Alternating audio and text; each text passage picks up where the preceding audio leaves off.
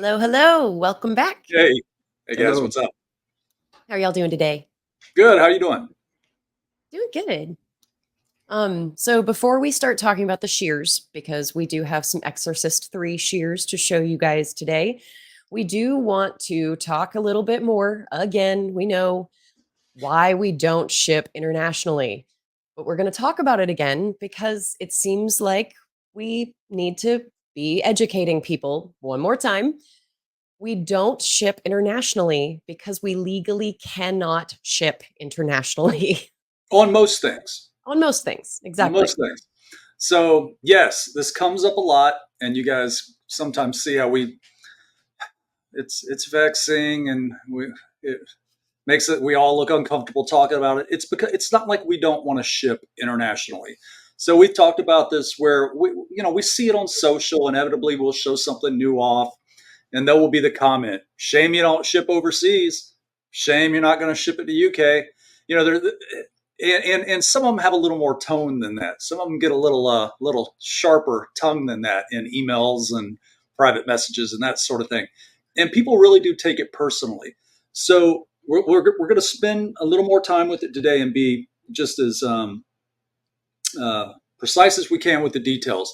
When you license with a studio, it doesn't matter who it is. It doesn't matter whether it's WB or Universal or name your studio. A company like us or anybody else who does what we do and things similar, you get territories. So they will tell you, it's spelled your paperwork, your contract spells out what you can make and where you can offer it. It is as simple as that. Seldom do you get global. Some of the comments we see online, people will say, "Oh, get the global rights and sell it globally." Oh, okay, loan me $250,000 you know Yeah. and that's if it's even available. It's usually 9 out of 10 times it is not a matter of money.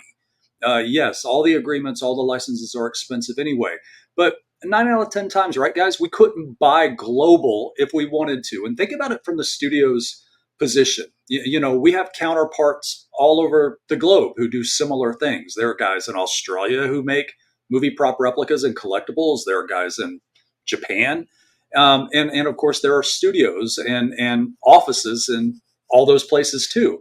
So they spread it around. There's a company over there doing this. There's a company over here doing this, and there's us in the States doing what we do. Sometimes we do get more territories than just the U.S. and say Canada, but usually they keep us here. So it is not a matter of not wanting to ship overseas. It's a matter we simply can't. And then from time to time, there'll be a given item where maybe we can ship it. And due to what the item is, we just won't, because something like the Blade Runner Hero Blaster, we've used this as an example before. This thing was hard enough for us to land and get in the country. And let alone we get it. People in different countries who really can't even have movie prop replicas, because the Blade Runner gun, the way the laws are written, this is not a replica of an existing firearm. It's a fantasy piece that you can't go to a store and buy. It's not a real piece. It's an amalgamation. It's a hybrid of numerous things, but it's not a real piece. It's a fantasy piece. It's a movie prop. That said, though, a wide-eyed customs agent or somebody who's not educated on it in another country, when they open this up and see it, could be alarmed by it. And then what's the first thing you do if you're in another country and you order $1,000 replica from somebody and you don't get it? You charge that PayPal back. I didn't get what I paid for. We never see the piece again either. So we're out the prop and the cash. So there's some things we're just not going to do, just out of an abundance of caution. But that's really the only thing I can think of. Everything from cryo cans to phantasm spheres, Batman modular grapnels. Those look pretty techy. They're not an issue. Stuff like that, we would populate the earth with it if we could, right? I mean, we really would. I mean, it would be so much easier to go through those 1,000 piece, those 1,500 piece runs if we could just carpet the earth with them. But we can't, even if we wanted to. So what I'm going to do is, once we're done with this video, we were joking about this earlier, and I was telling Amy and Jared that I was going to say this.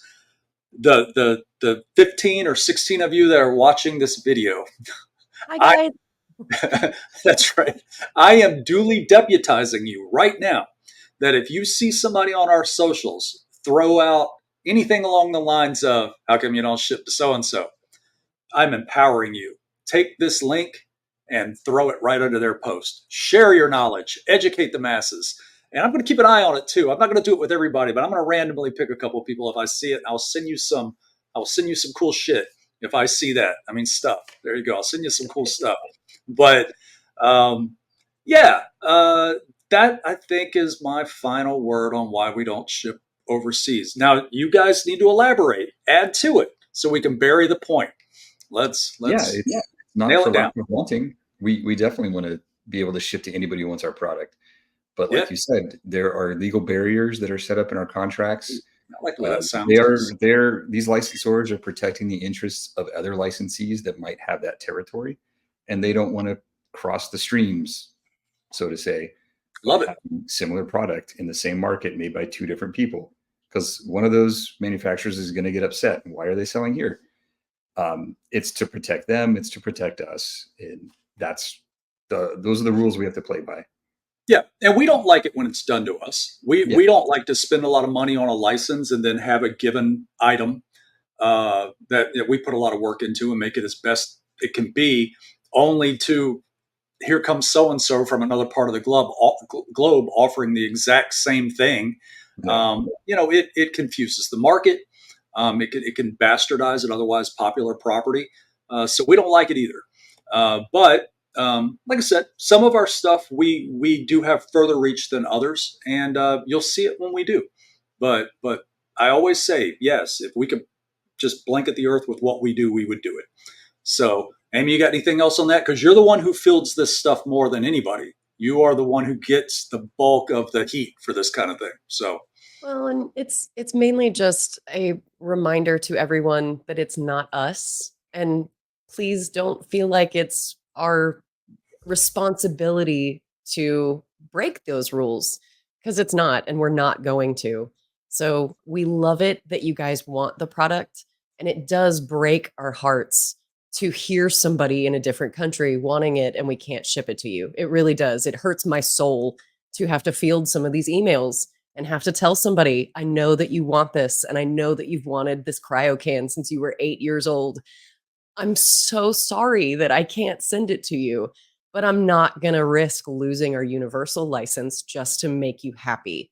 You can and come see us in the and that United States at a show and you can grab one and we will gladly send it home with you.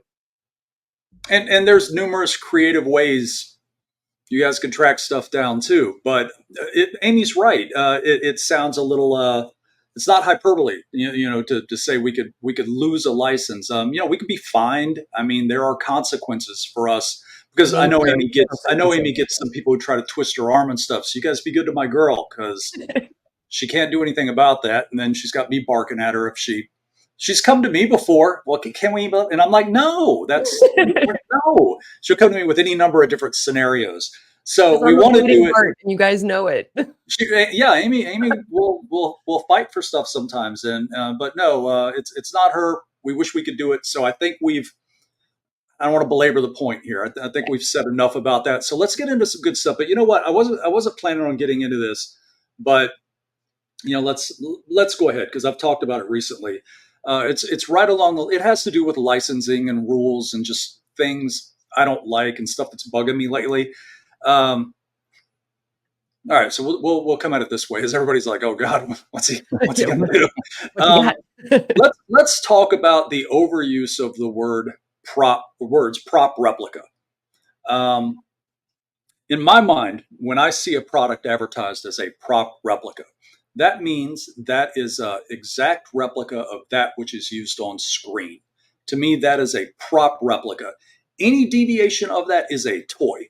Now, there's some badass toys. Maddie Collector rides that line of prop replica and toy, and I think that you could say they've legit made some really good prop replicas. So I'm not talking about them necessarily. And I don't think they overuse that term, if you will. But I'm going to be careful not to loud anybody out directly. But let's use a couple examples out there. Let's talk about like our old Batman radio. We used that as an example before. So there's a $249 prop replica. Now that thing was traced from an original.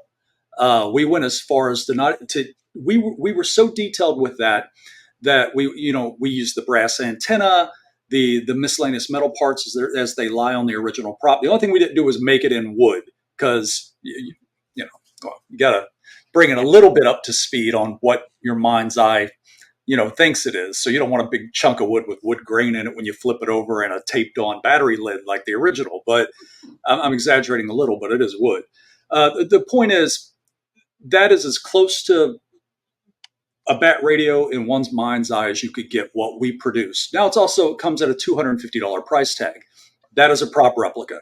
We talked about how we even labored with the original prop. The only feature it really had on the Hero was a light bulb that went off when you press the button. Sure, we put it on a toggle, so it also had some voice samples just for fun. But just being purist, we wanted to leave the option of that one feature. I mean, we dug in on that thing. That is a prop replica by every definition of the term. Now, interestingly, there's another bat radio out there, a replica of a bat radio that is hollow plastic. It's undersized, and okay, it lights up and it's like $35. That's great. There should be options in the market. There should be cosplay toys, if you will, that people can buy. And I mean, who wants to take a $250 prop out on your utility belt that you could drop on the floor and crack it open? I mean, we're talking about the difference between an heirloom replica, something that you truly keep with you forever and pass down in your family, a limited piece, and the difference between a hollow plastic half scale toy. The problem is some of this hollow plastic stuff and these toys, if you will, are being labeled prop replica, and then from numerous companies, and then they get a that's on the box, and then you see the photo online with no sense of scale, and it makes for a confusing comparison. I mean, sometimes we'll even get emails, hey, what's the difference between yours and this? And okay, and then you're like, we take it for granted that everybody knows as much about this stuff as we do. So I've been wanting to rant about it a little bit because I've seen more and more of it lately. I also see this where people go scaled replica. Nobody knows what that is. Nobody knows what a scaled replica. It's either full size. I mean, barely people have got to the point where they know when you see 1:1 replica. A lot of people don't realize that means full size, actual size. But you see this thing where it's scaled replica and movie prop replica. Man, the terms are really getting abused. And I'm not saying anybody's intentionally trying to take advantage of a collector's naivete, but it certainly can be confusing. So as a company like us, we're out to make the best possible replica of that which is seen on screen possible. We're not trying to do the paper version. We're not trying to do the hollow plastic version. We're trying to do something that is a prized edition, a cherished edition to anybody's collection. And we spend a lot of time getting that done.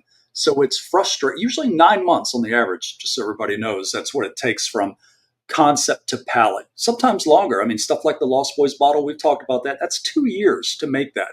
So I would be livid if I saw a plastic version of that. It's undoubtable that it happens, since one guy demystifies the project, and then another one will come along and make it later. But there'll be a plastic version of it sooner or later, and somebody will write movie prop replica on it. So coming up for air now, you guys take over while I decompress. What do you think, Jared? You go first. Am I out of line first? Tell me. Am I off beat on this? No, I've honestly haven't put too much thought into that, the terminology of what it is. Right.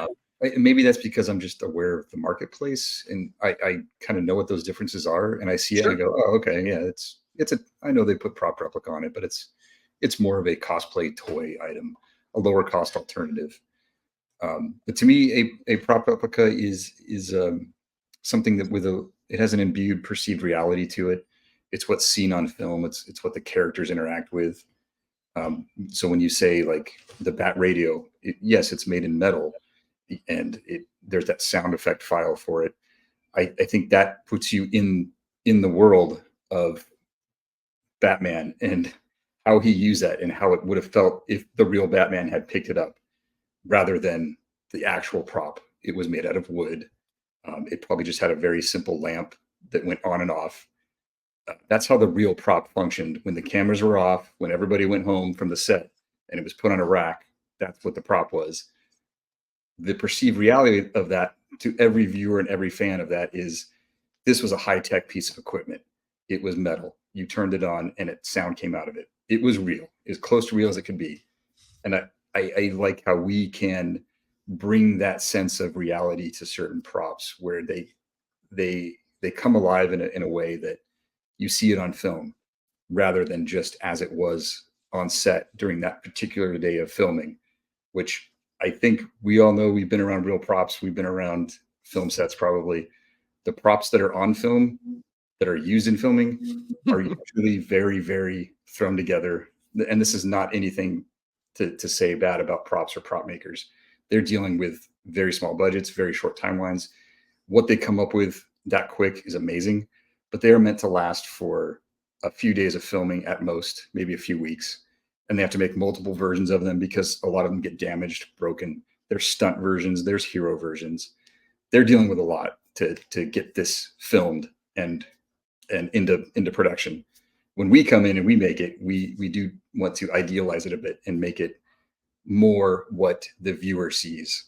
Therefore, it has to last for years on your shelf on display and be a like you say, an heirloom piece. And I think that's what we kind of bring to it. Right. Well said. Well said. Well, and to elaborate on that, just because I know some people will kick up on that when you pick up on when you use a word idealize. What Jared is saying is a lot of times that when you see the warts and the bruises and the ugly spots on an original prop, a mold line, that sort of thing. Of course, we're going to take out an ugly seam line or something like that if we scanned an original prop, because although there are some purists out there, I'm one of them, enthusiasts who I exactly as it came off the set. Production goes through a lot of effort to hide those bruises and warts. They don't intend for that to be part of what you see. So we kind of make sure we keep a similar mentality. But yeah, like I said, I'm not going to rant about it too long. But I've talked about it with Tom, and just so everybody knows, Tom's the guy. Tom's our main guy, and we've gone back and forth often about what's a delicate way to bring this up. And like you said, Jared, it's something that I had said the same thing you said. I go, people know that. People know the difference between this and that. And as we started doing these videos, the number one thing that we kept getting, and just to mention Tom again, to his credit, he's a collector first. He's got a huge collection. We met by way of this hobby, collecting and buying, selling, trading back and forth. And that's how we became best of friends. But he doesn't look at things like a prop maker. He doesn't look like a guy who's developing for overseas production. I mean, we go back and forth. He's like, why are you guys doing this? Why are you guys doing that? And it's through those conversations that I've realized that, especially Jared, just like you and I, and Amy, even you, it's easy to get jaded. You've been in this a good long time now, Amy. I mean, you're starting to get to the point where even you've learned the vernacular, the lexicon of what we do, if you will, and it's very easy to presume that people we just take it for granted what we know, what we've learned, what we've studied along the way, and that kind of speaks to what you were saying, Jared. We people like it when we don't presume. People do seem to enjoy these when we take a minute to really stop and try to educate about things like that. So yeah, I do think and then you've also got to look at it like not everybody just collects everything. Not everybody has that huge collection of props. Like we've talked about where there's that one person who just the only thing they have in their house is prop wise might be a pair of ruby slippers. That could be somebody who just wanted that one piece since the time they grew up. And then here's a set of ruby slippers. Now you can buy our ruby slippers, which, I'll spare everybody the full description, but a lot of work went into, studying and educating ourselves on that prop. Or you could kind of look around and you could find some others on Amazon that are made they remind me of jelly sandals, but they got little rhinestones stuck all over them. And in somebody's, if it says movie prop replica on it, that's certainly got a bit more grunt to it than Yeah. our best guess. Yeah, hey, enjoy our jelly sandal ruby slippers. But when you put movie prop replica under it, going back to that, somebody who's just not dialed in could get a wrong impression. And like I said, we know that's true when people ask us, what's the difference between yours and this? And people aren't being snarky. They're just trying to figure out why is there a climb from this $30 to this $250? And most of it's obvious. We do a $50 Blade Runner water blaster, but we also have a $1,000 Blade Runner Elite movie prop replica that is so precise, it's exactly what was used in 2049. It's exact same tooling. You can't differentiate between it and what, if it fell off the screen in your lap, that's a movie prop replica. And anything less than that is a toy or a version of. And again, I'm stopping short of saying anybody's trying to mislead anyone, but it's certainly a lot of sizzle on that steak when some of the terminology is so thrown around so liberally now. So, end of rant there. Anybody else got anything else to add on that? But I am going to start doing some comparisons, though. I'm going to.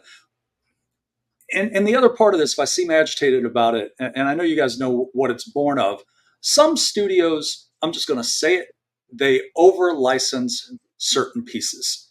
So you as collectors, I mean, I'm sure some of you guys, all 16 of you watching, I'm sure you guys have noticed that if one company does I'm going to try not to get us in trouble, a company does a whatchamacallit, and you're like, wow, I really want that whatchamacallit. And then before you know it, you're like, holy hell, this company is doing the same whatchamacallit. And they're priced within $25, $35. There are certain props we've done and stuff we've thought about doing that's been licensed by 5 or 6 different companies. And as we get further and further into this business and we track down new licenses and new partners with whom we want to work, we want to get away from that. I don't want to make the cousin of so-and-so's whatever. I don't want to do the third edition of, it reaches a point where it's just ridiculous. And I've talked, and some of you guys on the forums know what I'm talking about because we've had some threads going back and forth over at the RPF where I've mentioned we've taken a pass on some props that people want to see. They're like, oh, I think you guys should make this. And I politely try to explain why we're not or why we've taken a pass, but it's hard sometimes to go, damn it, it's just been overdone. It's over licensed. Now, I can't think of any of our current relationships with any of our favorite studios right now where that is happening. But some of our older relationships, man, there's a reason why we're not interested in pursuing some of those pieces anymore. We'll elaborate more on that later. But anyway, I won't go too much deeper down that rabbit hole. But Amy, pull us back on track. What else are we talking about? Let's talk about something good. Well, and I do actually want to say this as well in this same conversation. As of yesterday, we've had 2 or 3 people over the course of the last several weeks reach out to say, hey, what is the difference between this piece that you guys make and this piece? I have no problem if you are trying to find something that you like, and I'm going to use our cryo can as an example because that happens to be the last piece that came up. I have no problem going through and answering a question of, hey, I'm looking at your cryo can and this other cryo can. Can you tell me what the differences are? Of course, I'm going to be able to give you a lot more information about our can. Our can is licensed. We have approval from Perio, the owner of Barbasol, to have this label in these places. These are the reasons that we can make this as accurate as possible. But I have no problem pointing out differences like, hi, you can tell this is ours because it has a legal line on the bottom and it's concaved. This one is not because it's a flat bottom. It has this particular notice on it. It has these things on it. So if you're looking for, say, something on eBay on the secondary market and you don't know if you're buying our piece or not, we will help you. We are happy to help in that kind of regard, because I would much rather spend 5 minutes going through and pointing out the differences so that you can be educated and make the best purchase for yourself versus, oh, I don't want to bother this company. You're not bothering us, man. This is what we do for a living. We're happy to talk about our products. You know what, Amy, I'm glad you said that, because we don't really mention that all the time. Just so you guys know, you can go on our website right now. Our phone number is right there. Amy's going to answer it. She will answer any question you have. Now, if you want to get deep dive nerdy and techie, leave a message and your phone number, and I'll call you. Yeah. and then we'll deep dive, we'll nerd out on it. So, and I mean that sincerely. Call Amy, hit her with the stuff. Now, Amy knows her stuff too. She'll educate you on everything we do. But if you want to get weird about it, you want to go Bill Murray weird and get techie, call me.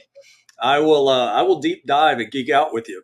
And especially on some of the higher end stuff. Question, I have no problem asking Rye, hey, can you take this one? This person needs a better answer than what I can give. Also, engage on our Instagram, on our social media feeds. Leave a comment, ask a question. That's great. To answer it. If we don't answer it, someone else will probably see it and be like, hey, here's what's going on. Here's the answer you're looking for.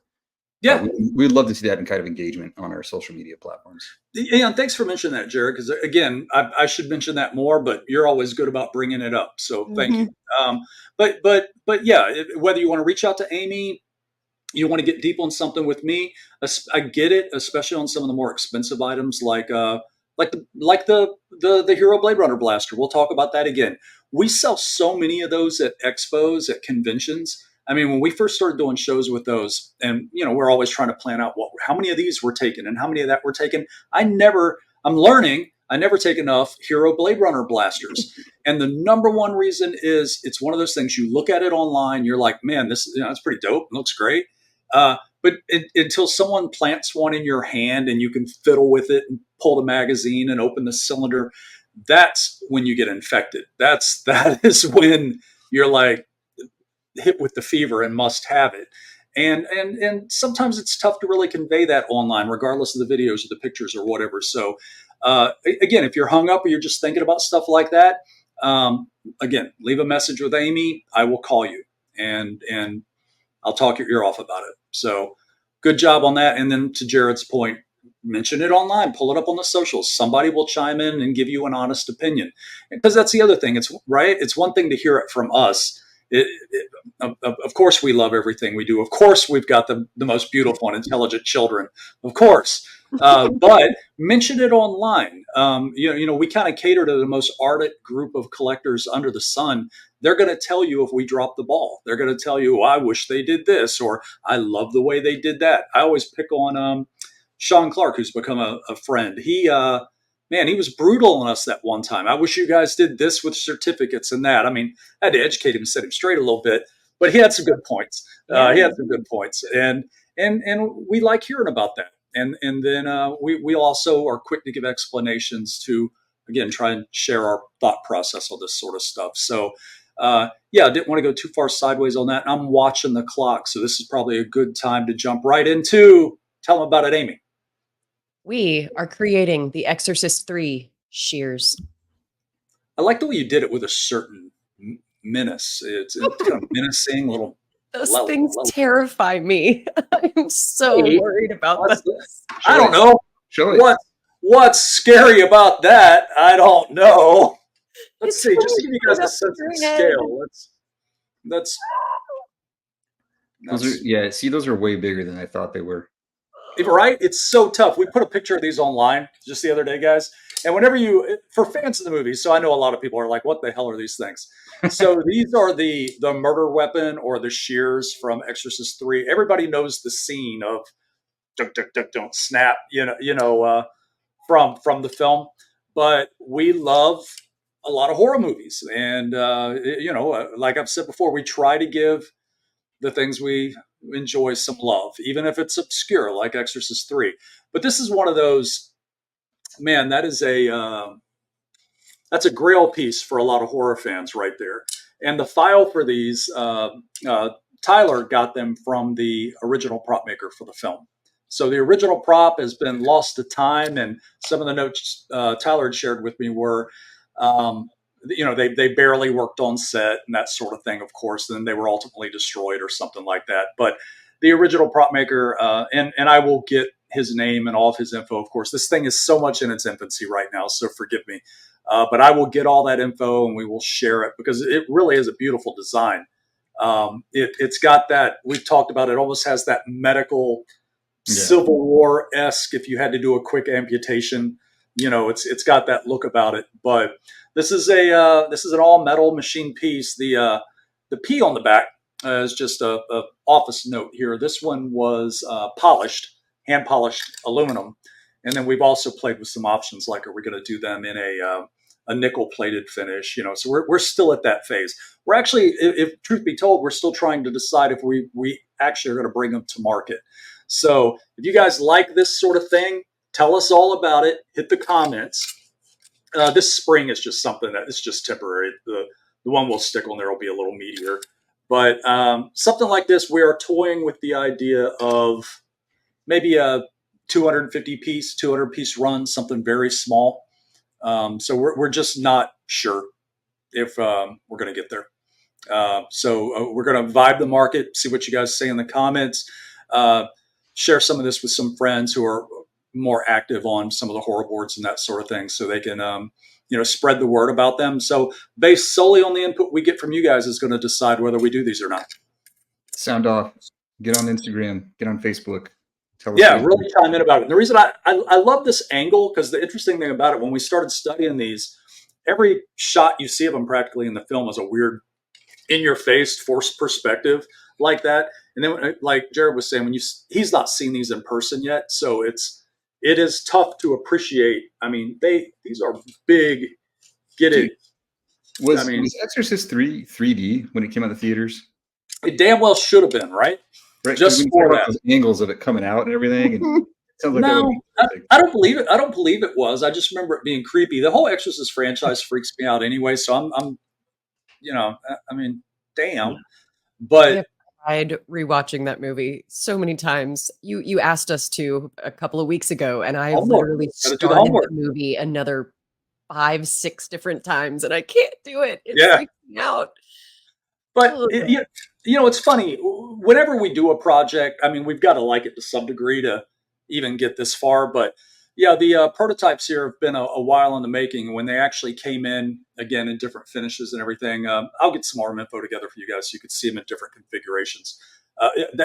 As far as plated nickel and all that goes, till we decide what we're doing, because there's a slightly different sheen, if you will, on the plated versus the polished.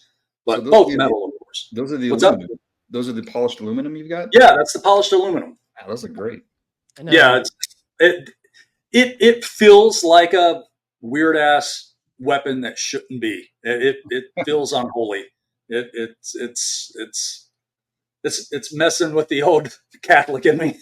It's creeping me out a little bit. But that's the thing about it. As with the case with all of our runs, I mean, sometimes we all just hit on a prop and we're like, we all love it. We're just nuts over it, losing our minds. I think we could all agree things like anything we've done from Jurassic Park, whether it be the cane or of course, the cryo can, and now the NV goggles is, here's a quick impromptu update.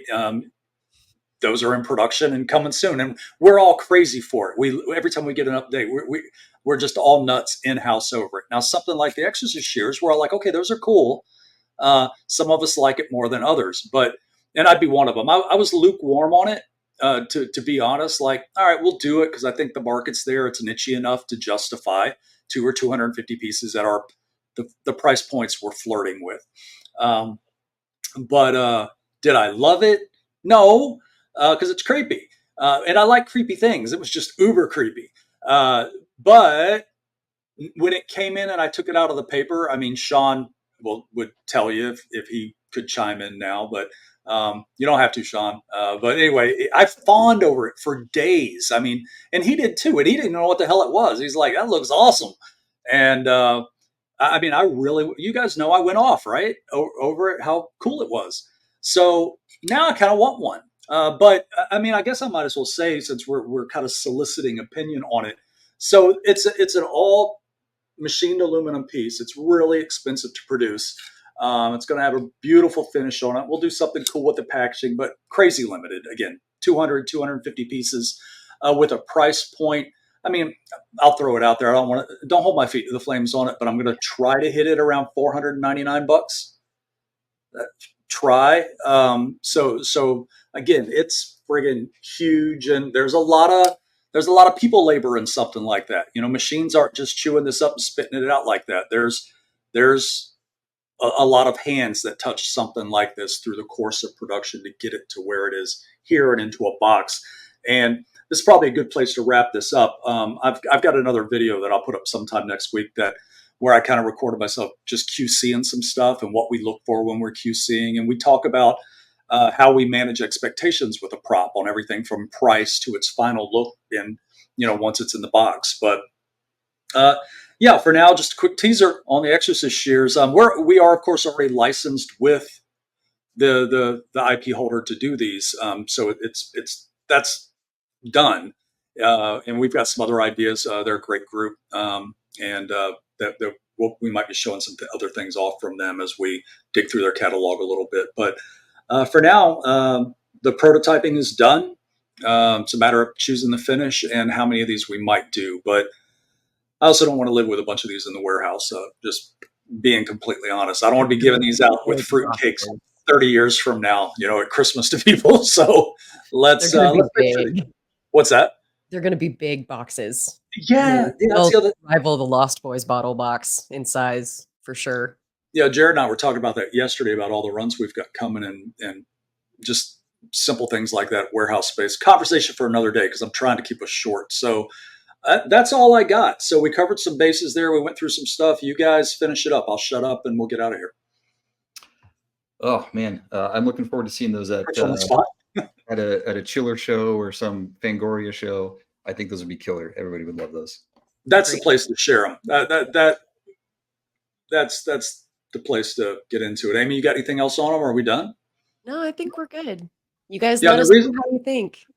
Yeah, guys. And the reason we struggle to wrap up now around 30 minutes and we ran a little bit longer, we found that if we run over, Instagram does weird stuff, or our videos do weird crap. And then we only end up posting a link and it doesn't, So yeah, all said, you guys have a good weekend. We'll see you later. Bye. Bye.